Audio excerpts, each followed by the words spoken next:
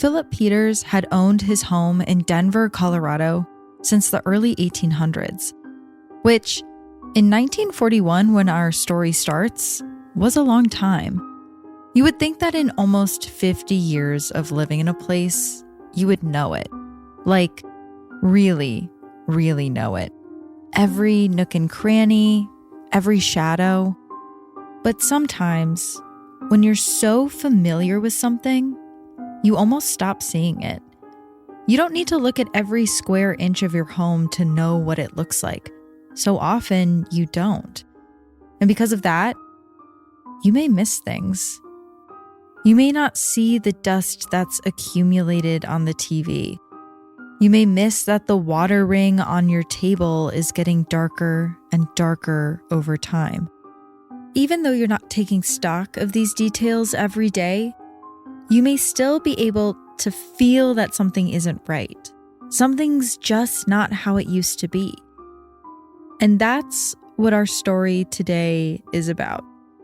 It's about Philip, who had lived in his house for almost 50 years and could feel something was off. Something was changing, but couldn't quite see it. And ultimately, it's about what was really hidden there. As always, listener discretion is advised. It's that feeling when the energy in the room shifts, when the air gets sucked out of a moment, and everything starts to feel wrong. It's the instinct between fight or flight.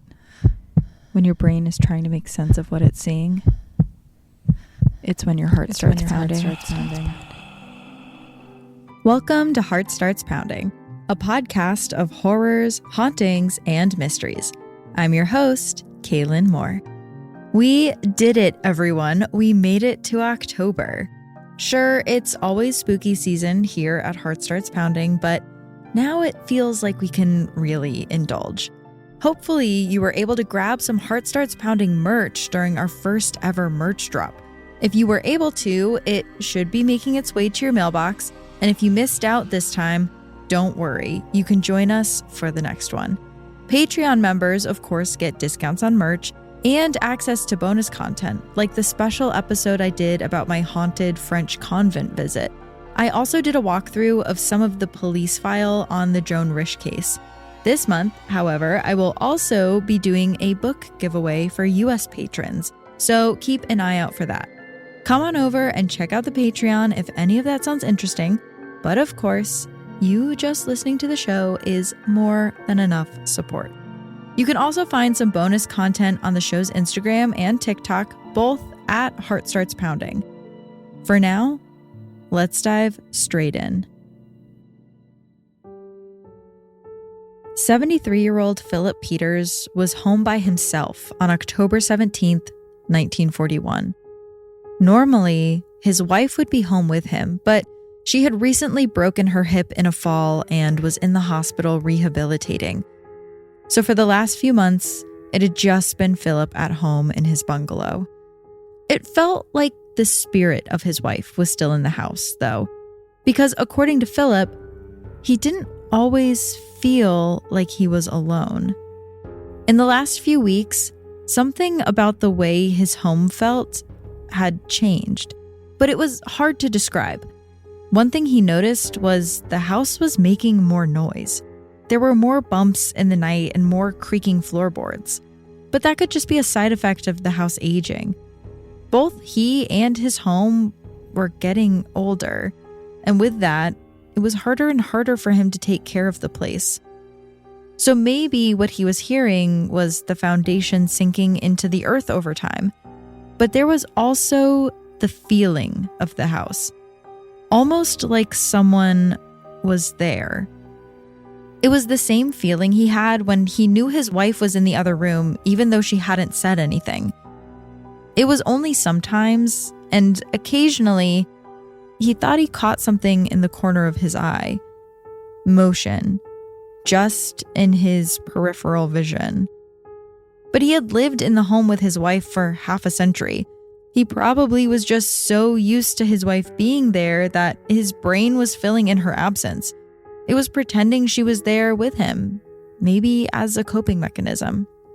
He really did miss her while she was getting better, and his neighbors could tell. One of his neighbors had him over for dinner every night, just so he wouldn't have to eat alone. And this night, October 17th, wasn't going to be any different. But the time Philip said he'd come over for dinner arrives, and Philip doesn't show. That's very unlike him, but his neighbors give it a little more time and don't really think much of it at first. But then it keeps getting later and later, and soon it's well past dinner time. The sun has fully set beyond the horizon and the streetlights were on. So the neighbor calls a few other people in the neighborhood and tells them what's going on. Philip was supposed to come over for dinner tonight and he hasn't showed. I'm worried something happened. Can you come help me check on him? Soon, a small search party is formed and they head over to his home. The first thing they notice is that his car is in the driveway. Some lights are on in the house, and every single door and window they try is locked. They think Philip must be inside, but they also breathe a little sigh of relief because it's not like someone broke into the house or anything. One of his neighbors, a younger girl, goes around back and finds a screen on a window that's a bit loose. She's able to force the window open and crawl inside. The other neighbors are still outside the house. They hadn't seen the young girl climb in, but they hear her. Just a few moments after she first crawled in, her piercing screams are heard echoing throughout the entire neighborhood. Inside, on the floor of his bedroom, was Philip. At first, the girl thought maybe he had passed out or had suffered a heart attack. But the full picture of what had happened came into frame as she stepped further into the room. Philip had been murdered. His head had been smashed in by blunt force trauma, and it was way overkill. Whoever had done this kept attacking after he had died. The blood from his head had spilled all around the room, but a trail of it also led outside the room towards the kitchen. The girl ran to the front of the house, unlocking the front door and undoing the chain to let other neighbors in. The house had been reinforced with locks. The Peters were really mindful about safety. The police arrived on the scene and did a thorough search of the house, but they didn't find many clues. It didn't appear that anyone had broken in, and it also didn't appear that this was a robbery. Philip's watch and a wad of cash were sitting on his dresser. Whoever did this wasn't after his possessions, which only added to the mystery. From the way he was positioned, they figured that he may not have even seen who attacked him at all. But then they find something strange. There were 2 iron stove shakers in the kitchen. These looked like the handles for a crank, were completely made of iron and weighed about 5 pounds each. One was covered in dust, and the other looked like it had just been washed clean. The kitchen also had a towel that was damp with fresh blood. It was decided that a bloodthirsty maniac must have somehow gotten into the house and killed Philip with the shaker. But how this person got in, or who they were, remained a mystery. For the next few months, the house remained empty. Philip's wife wasn't well enough to be released from the hospital just yet, so as the fall cooled off into the frozen Colorado winter, the house remained in the condition it was on the last day that Philip lived there. Halloween came and the lights remained off. Costumed children walked past the home, spreading rumors and scaring one another with what they believed happened.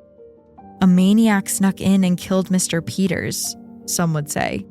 But some children had another theory.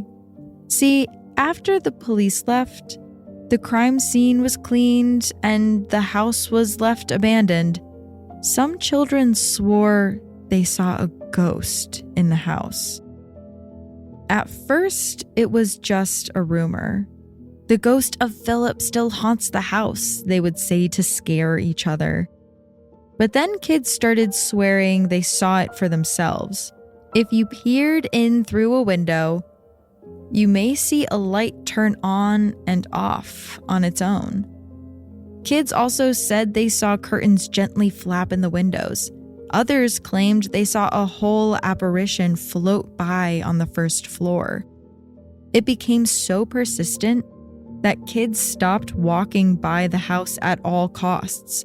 If they had to, they'd cross the street when passing the home, afraid to get close enough to disturb the phantom they swore lurked on the other side of the curtain. Eventually, Mrs. Peters recovered and moved back into the house in January of the following year. She needed help with things around the house. Her hip was still healing and her mobility was severely impaired. So a caregiver moved into the house with her. It must have been weird for Mrs. Peters to move back into the house that her husband had just been so brutally killed in. The culprit had still not been caught. The police didn't even know where to start with their investigation. But it's not like she had any other options. How was she going to move all of her things into a new home when she could barely walk? It also felt strange not having Philip around.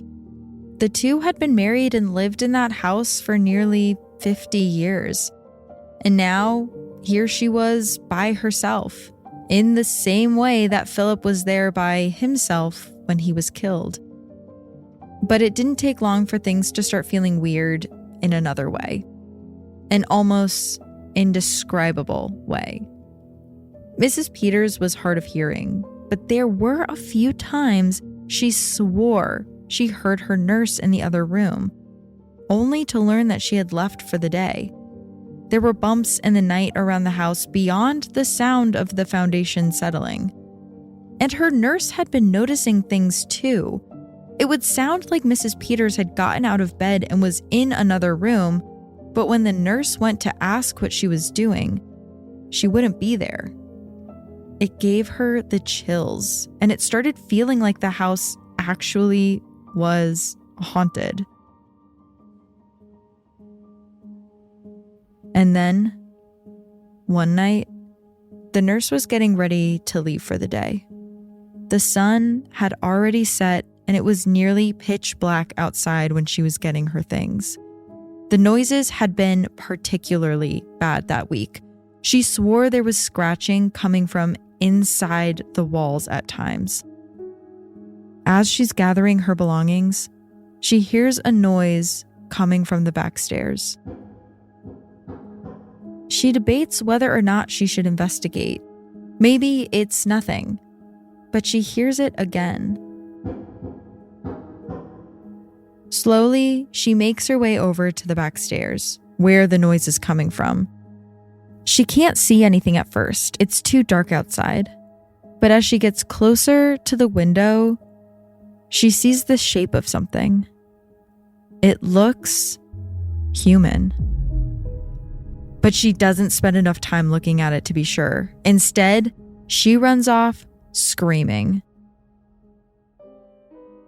That was the last time that nurse ever stepped foot inside of the house. She quit the next day, convinced that a ghost really was haunting the place.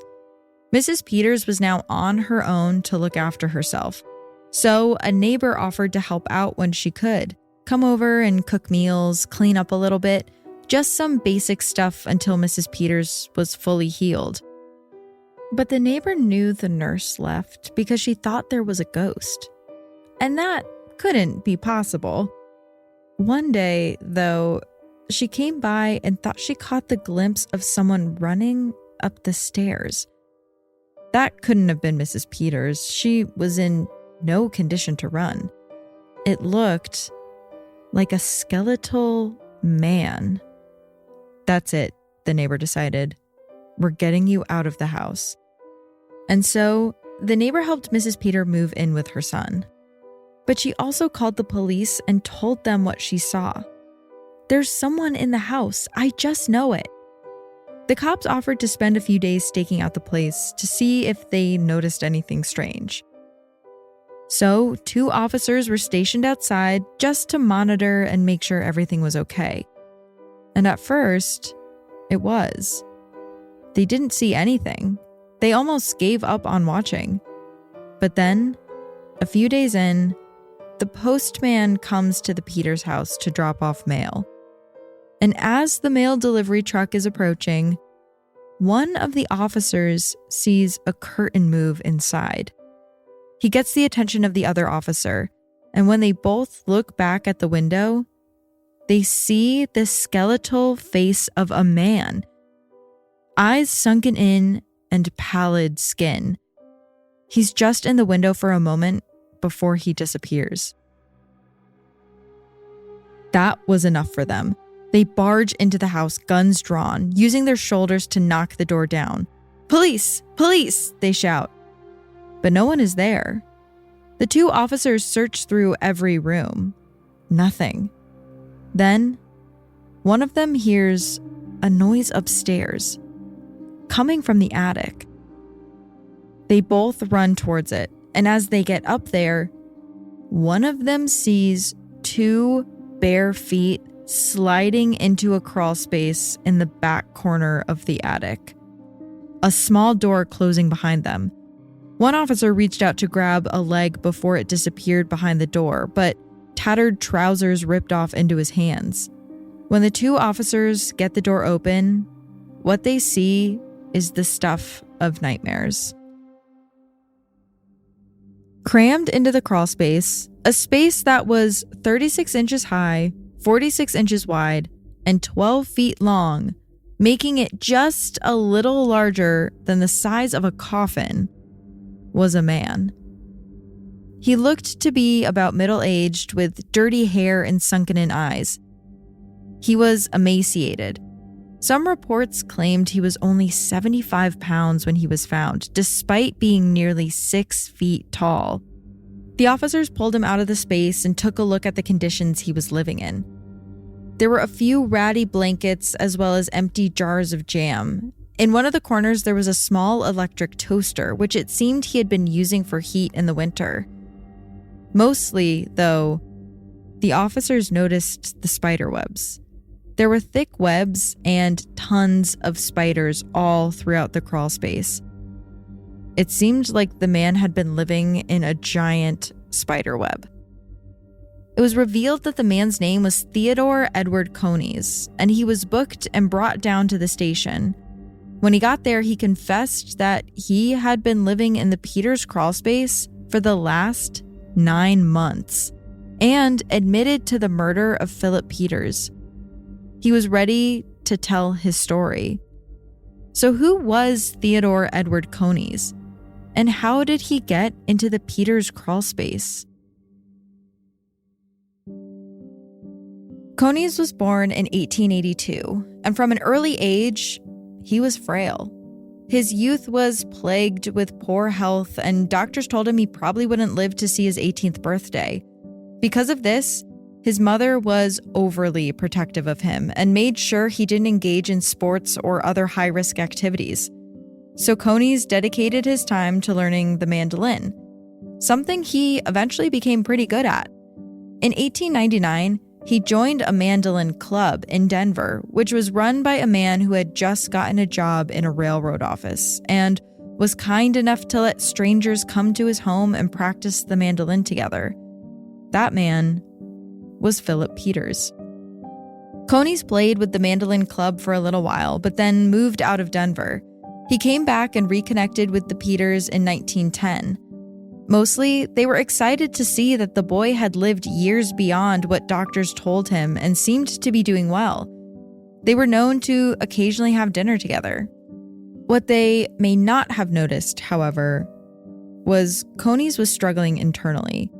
His mental health had been suffering since he was a child, and now he was getting an urge to go off the grid and never be seen again. He didn't like the way people looked at him in public. He thought they were judging him for being odd-looking and scrawny. He just never felt like he belonged. So in 1917, he moved out of Denver to New York to pursue a career as a salesman, but that didn't go as planned.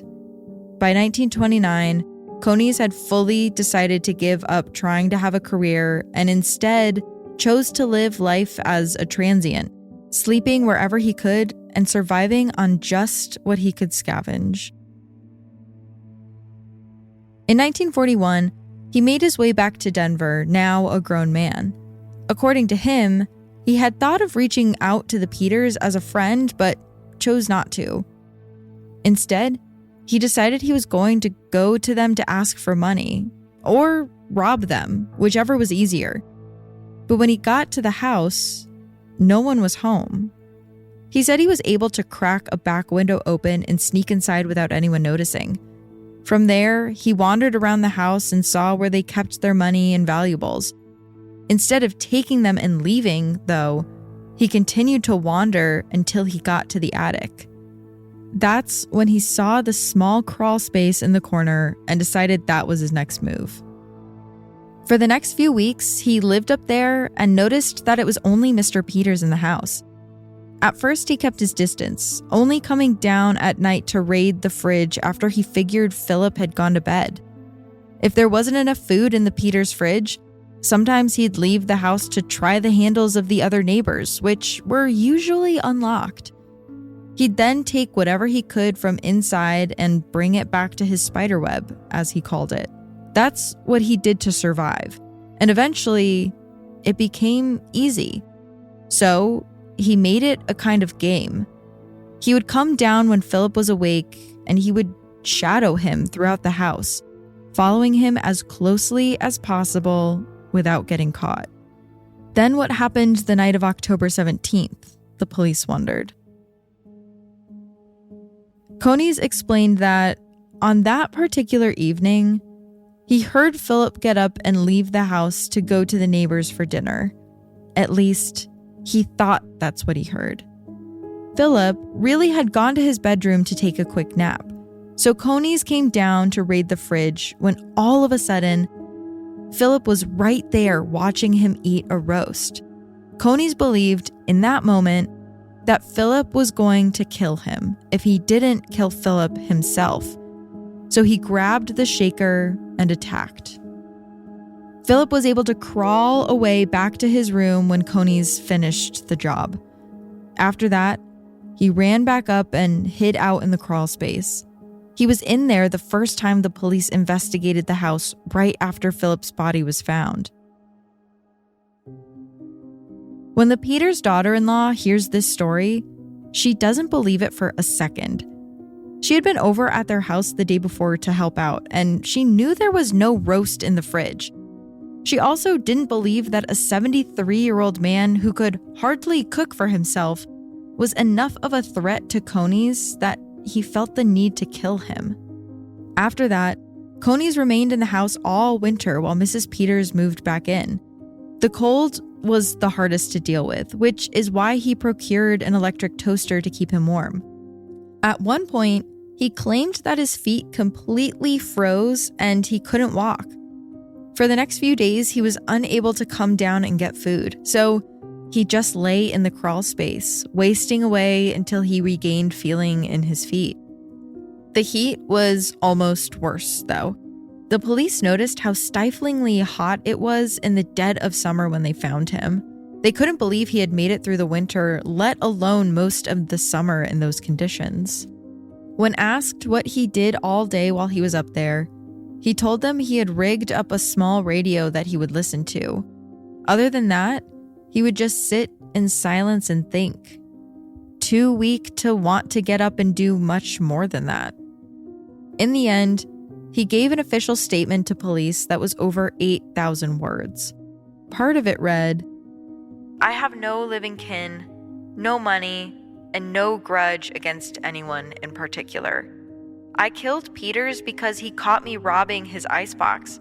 I was looking for money I knew he had hidden in the house, but I did not torture him in an effort to make him show me the hiding place.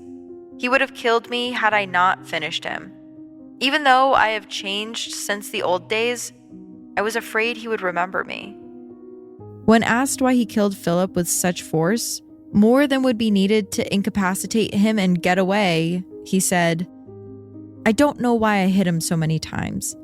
I guess it was just the hatred I had been storing up for years against everyone who had the things I'd always wanted and could never get."